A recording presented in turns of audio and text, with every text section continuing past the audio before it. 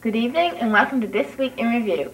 Tonight's stories include update on the work done on the playground, post office selling recreational fishing licenses, town council report, interview with Crystal Lee Hand. These stories plus community events and After Rec all coming up after this. Try and catch the wind. Not an easy thing. Neither is growing up with an amputation. Through the CHAMP program, the TWIR AMPS is there to help from the very start.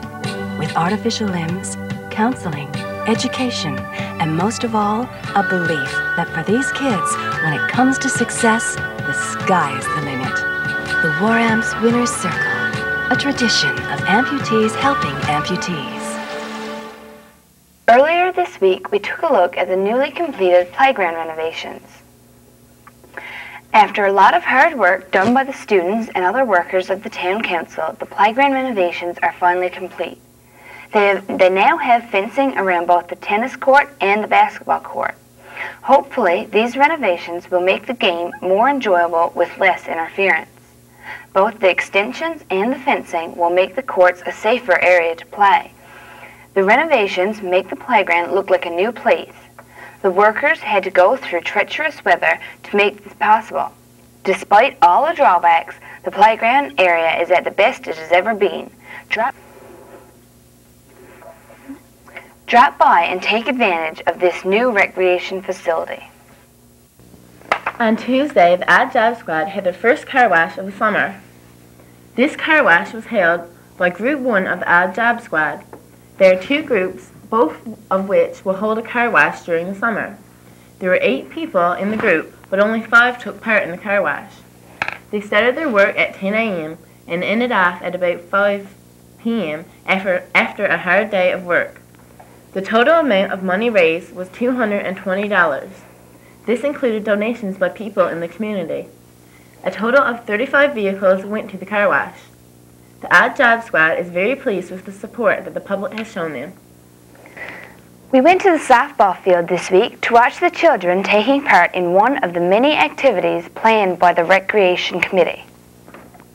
While we visited the morning session, the children were having a game of t-ball. The older kids in the afternoon were having a game of 500s. Both groups seem to be enjoying these activities very well. A total of 50 children have signed up for the program. Not everyone shows up on every day, but they do seem to get a fair number of kids. On rainy days, when they cannot go outside to take part in their activities, such as softball, tennis, basketball, and soccer, the kids go into the school and take part in different activities there. They also play basketball and soccer, as well as lacrosse and using hula hoops. Even though they are playing inside, they seem to enjoy this as well. The student workers in charge, Mark Durnford, Sherry Durnford, and Kelly Don Young, also seem to be having a good time and enjoy working with the kids very much. We hope that the fun will continue throughout the rest of the summer. This year, the post office has been selling recreational fishing licenses. The licenses cost $10 each, coming to a total of $11.50 with tax. The total number of licenses to come in were 150, and these were sold out in the first 2 days. The sales were going so well that more licenses were ordered. They were expected to be available before the season opened on Wednesday, July 18th. If not, they will be here soon. Anyone needing a license may pick one up at the post office anytime that they are available throughout the season. The season lasts until September 19th. This license allows you to catch a total number of 10 fish per day. All cod must be tagged as soon as they are caught, while other ground fish do not need to be tagged. However, they do count towards the daily bag limit. The other rules and regulations for the Atlantic Recreational Fishing License Program can be picked up at the post office, or for more information, call the DFO office. Good luck to all those taking part in the recreational fishing this season. Stay with us for more of This Week in Review coming up after this.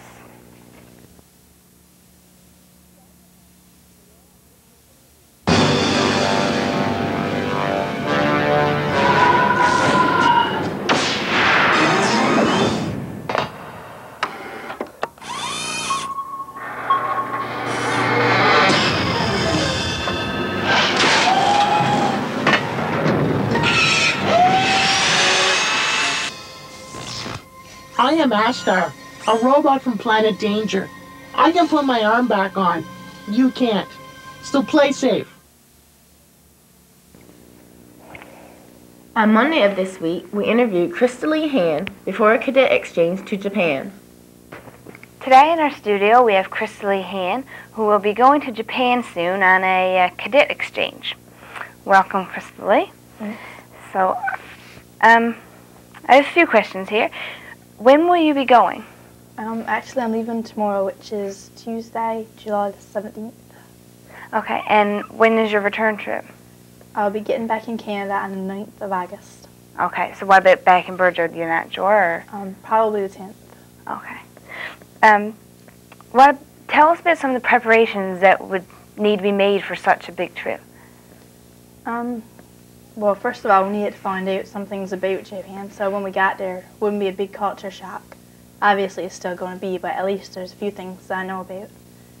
We needed to learn some of the Japanese important words and phrases so that, well, if we got lost or if we were just trying to talk to somebody, we'd know what to say. And, well, we need to get our passport. And one of the requirements for the cadets was to do a report on Japan so that we would know, like, a little bit about it and we'd be able to show, like, this is what we learned. Okay. How did you get chosen for this trip as compared to, like, other cadets in Burjo?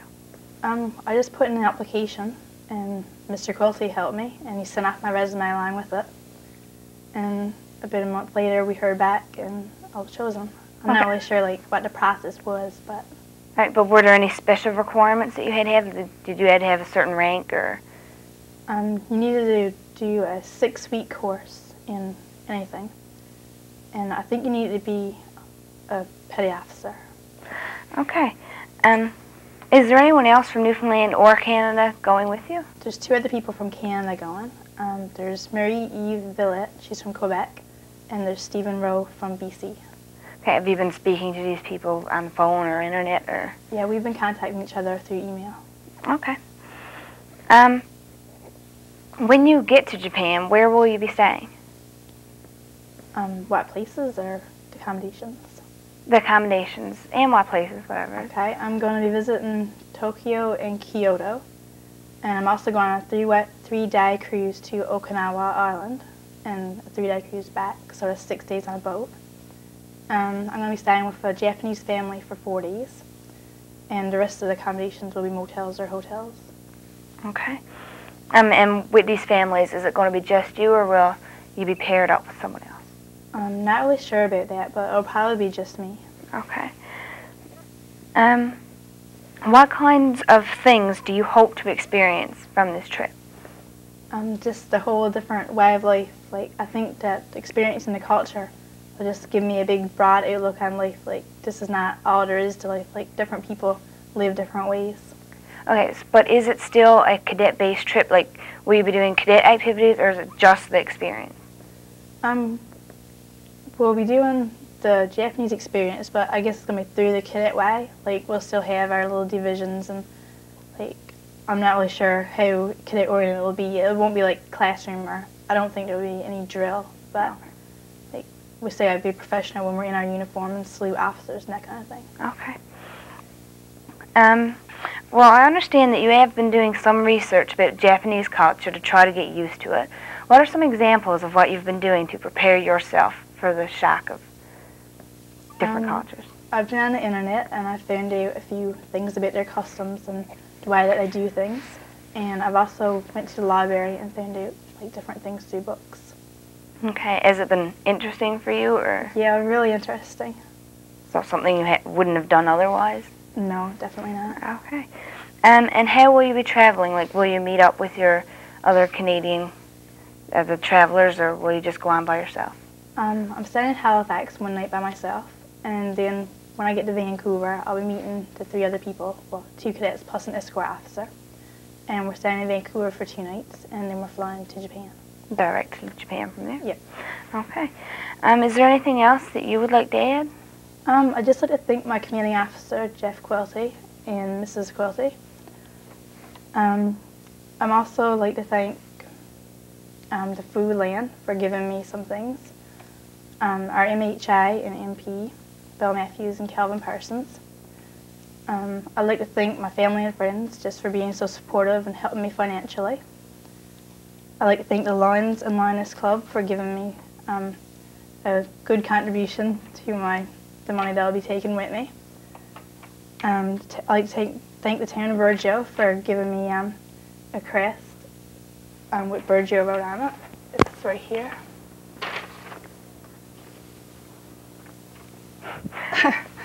There we go. And I'd like to thank Marie Rose because she's the one that contacted our MHI and got some things on the go, and it led to getting my coat and a few other things that people have sent me. Okay, well, it's been really nice talking to you, and I hear that we'll be doing another interview when you return to see how it went, and I hope you have a safe, fun trip. All right, thanks. On Wednesday of this week, Eugene Ball, a wildlife officer, came to us with a fox that was live trapped in the Messers area. After receiving a complaint from some residents in the Messers area concerning roaming foxes, wildlife officials had to set a live trap to try and catch the culprit. Residents in the Messers area had growing concern about the safety of their children and pets, not to mention the worry of garbage being torn up. After setting the live trap for the fox, wildlife was successful in catching one of the varmints. This silver fox is approximately 1 year old and has one of its front paws missing. Wildlife informed us that this was an old injury which probably occurred during the past trapping season. Mr. Ball stated that the foxes may have come within town limits for a number of reasons. For example, herring spawn in the causeway area may have drawn them from the park area. Because this fox was wounded, it may have been easier for him to find food closer to town. Some feel that coyotes may have forced the foxes to come closer to town. Wildlife feels that this may have been possible, but is highly unlikely because coyotes migrate with the caribou and are not in the area during the summer. This young fox was released in the Sealbrook area. Wildlife continued to set traps for the remaining foxes. We were invited to the Say West Seniors Complex, where residents held a farewell party for Mrs. Mary Jane Cooper. Family and friends gathered together in the lounge of the Seniors Complex to bid farewell to 87-year-old Mrs. Cooper. Mrs. Cooper will be moving to a seniors' home in Bay D'Espoir. This facility provides more personal care for seniors. For example, Mrs. Cooper will have meals provided, baths, and medications supervised. She will have her own room, which will help her to maintain some of her independence. The decision to move came after Mrs. Cooper slipped and fell, breaking her hip. This, along with other safety reasons, was why Mrs. Cooper felt it was necessary to make the move. The residents held a luncheon and presented Mrs. Cooper with a token of their friendship. Friendship, like flowers, bloom ever more fair when carefully tended by dear friends who care.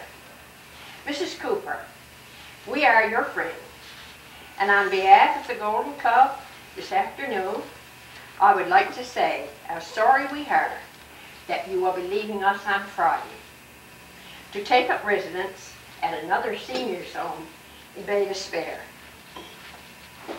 We hope you will enjoy your new home as much as you have enjoyed being here with us. We will all miss you, but needless to say, the one who will miss you most is your good friend Elsie. I am sure we will keep in touch from time to time and hear how you are doing from Alice. We pray God will richly bless you with fairly good health for many, many more years. And now, in token of our love, I present you with this little gift from all of us. Now I got to get in, so I give her a kiss.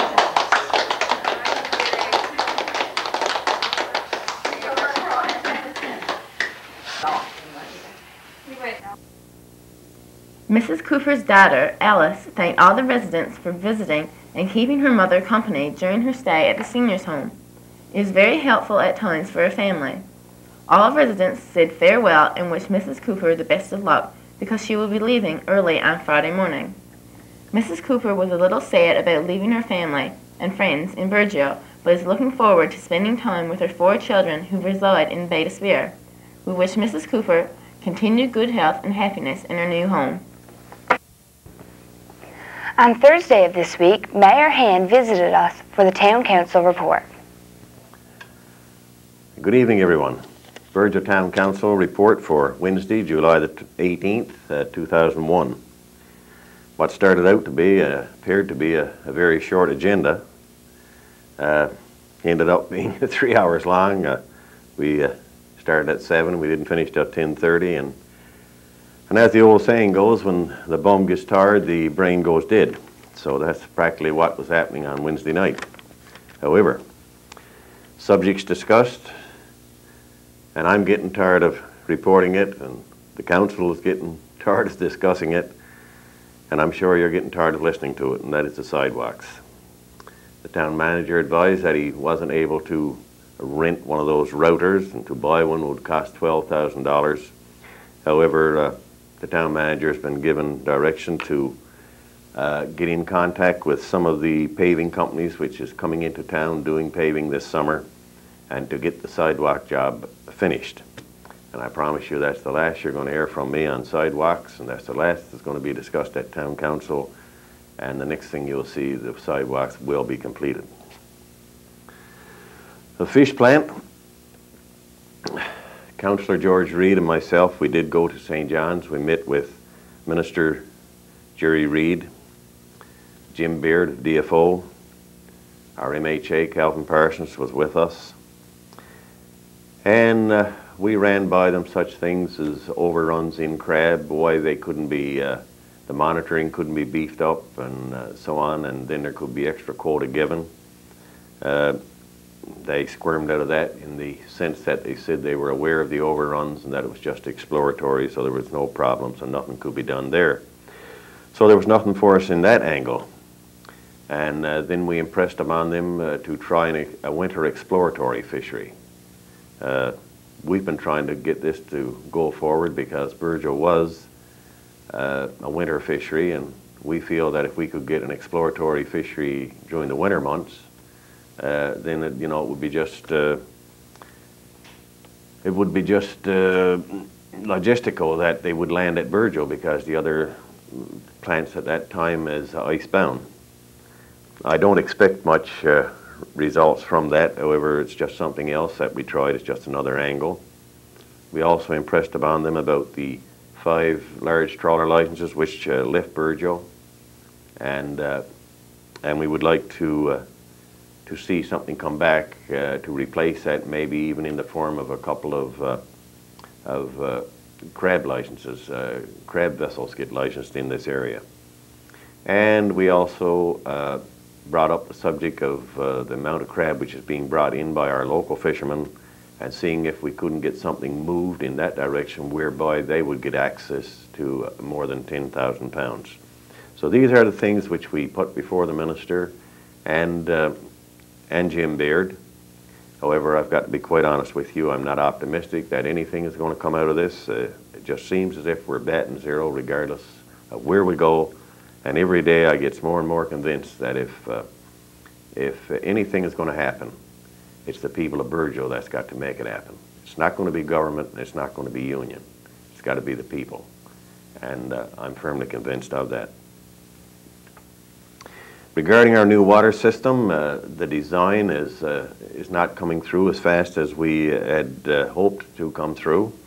The engineers have had some slow back, according to what they're saying, that they're having delays in suppliers giving them information on equipment which they'll probably need in the system, and that has slowed things down. So, but they have targeted mid-August now to have the design work done and have it gone to government. They say there's not going to be no problem to complete it in the year 2001, but I think by and large what Council feels, which is usually the way things goes, which if you look at the school as an example, that 2001 work will probably get completed in 2002, and 2002 work will probably get completed in year 2003. Our playground, I don't know how many people have taken notice to that, but it's the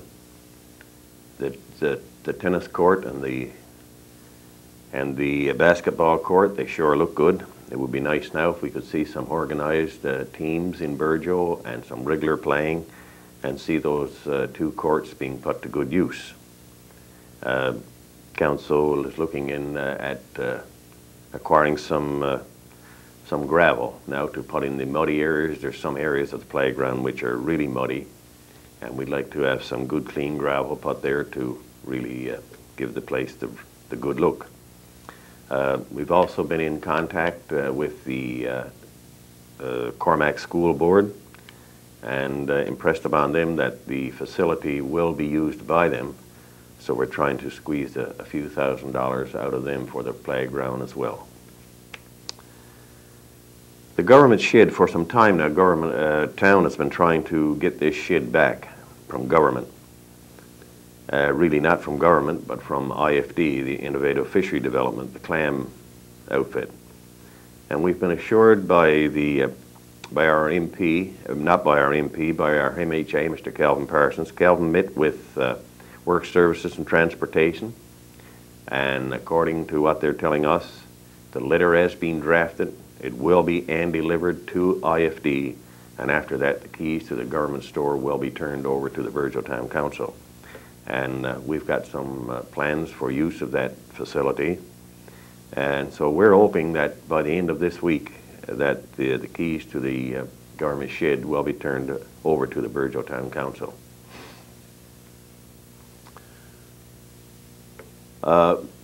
Newfoundland Clam Farms Limited has made an application. Newfoundland Clam Farms Limited is IFD under another name, and they've made an application to Department of Fisheries and Aquaculture to acquire a soft shell clam aquaculture research license in Barsway Bay. This has been put into the newspaper, and the Department of the Registrar of Aquaculture is asking if anyone has got any disagreement with the license being issued. The Burgeo Town Council will be registering a disagreement with the issuing of this license. In the opinion of Council, there's been considerable amount of money put into research and development of the clam beds in Burgeo. Mainly government money. That's number one. Number two, the town haven't heard anything with regard to what has come out of this research and development. And number three, the town is of the opinion that given our poor economic situation, there could be people who would try to access government money under the pretense of that it's going to create jobs in Burgeo. So we feel that maybe, you know, our poor economic climate at the time could be exploited to someone's advantage so that they could access government money, and at the end of the day there's still no benefits for the town, and that they would tie up those clam beds and so on. So the town have registered their disagreement with the issuance of this license, and that have been sent to the Department of Fisheries and Aquaculture. The town manager gave us a report on the kite, what was it, the wizard thing, the kite flying affair which took place, and he said it was quite successful. I missed it. I saw the one in St. John's. However, I was informed that there was also someone from Germany who chose to come to Burgeo and fly their kite on that day. So I personally would like to thank Annie Brown, who took on this initiative and ran this for the town. So thank you, Annie. Town manager and the outside foreman, Clayton Mead, attended a chlorine seminar. They really got, it was impressed upon them the seriousness of a water system and so on. And as a result of our discussion around that, the town manager has been asked to table at the next meeting what the policy is regarding chlorine testing, areas of town, log keeping, and so on. And so we're really open to make sure that every angle is being covered so that you will be getting a good potable water. Council approved rates for out-of-town dumping in the town dump, and what that means is that companies and so on who would be carrying material to our dump and dumping it will be charged a rate in future. It will not be free to them. For people within the town, of course, people who pay taxes, yes, it will be free. But for some company who's not from this town and so on, who's got things which they wish to dispose of in our dump, we have adopted the town of Stephenville rates, and we will be charging them for dumping in our dump. Some time ago, in fact months ago, I mentioned that the town wrote about the moving of the road to the park, or the gate, the entrance to the park, moving it closer so that people could drive a little closer.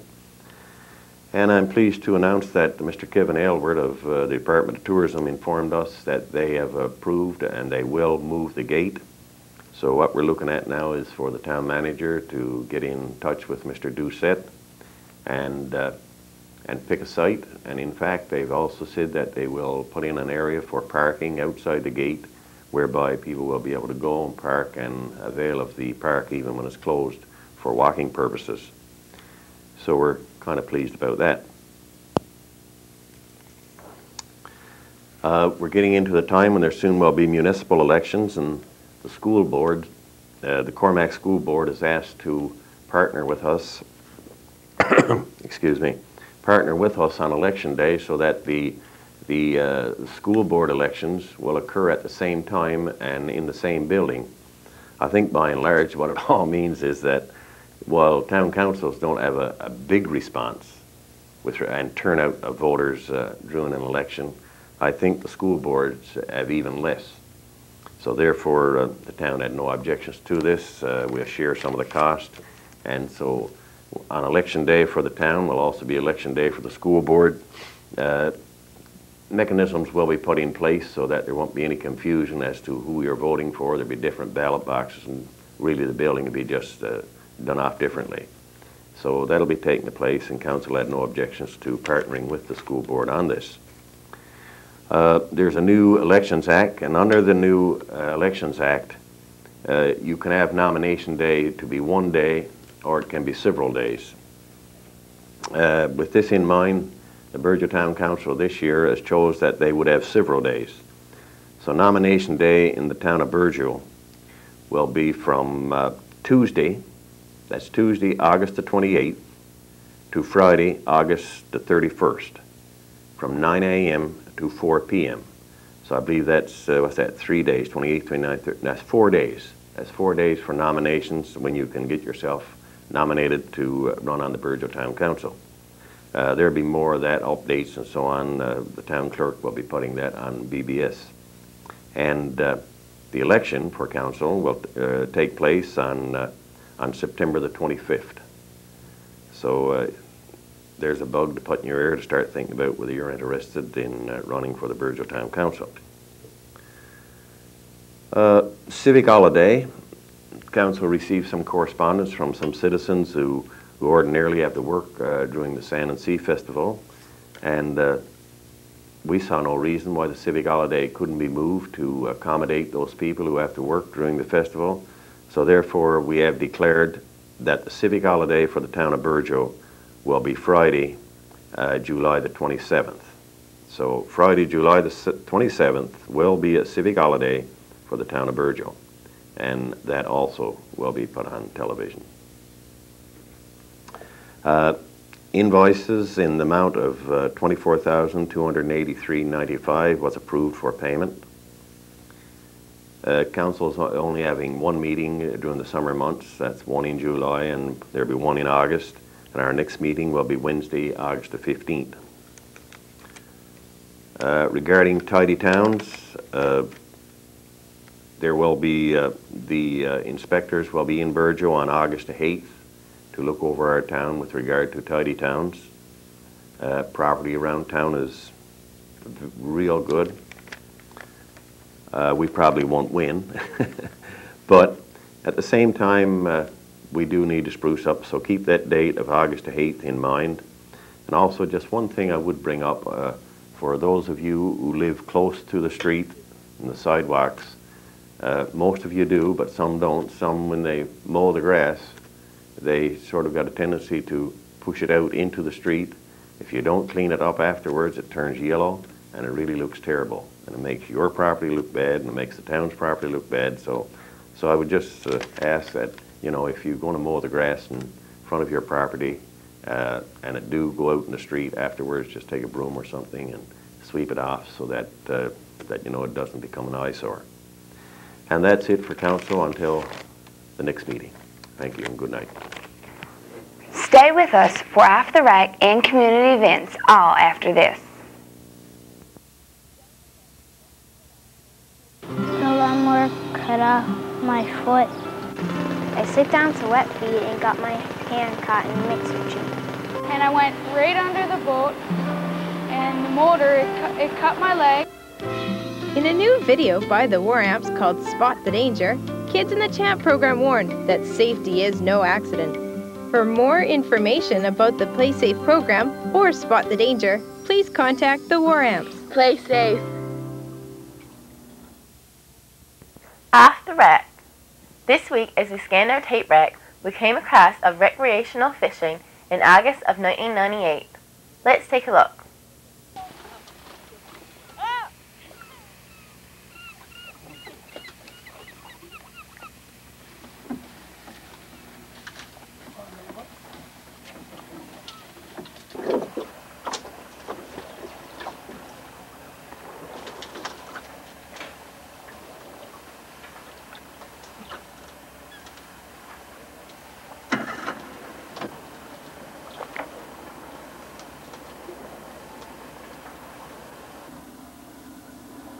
One thing is for sure, however, there was no trouble to see another boat while you were out fishing.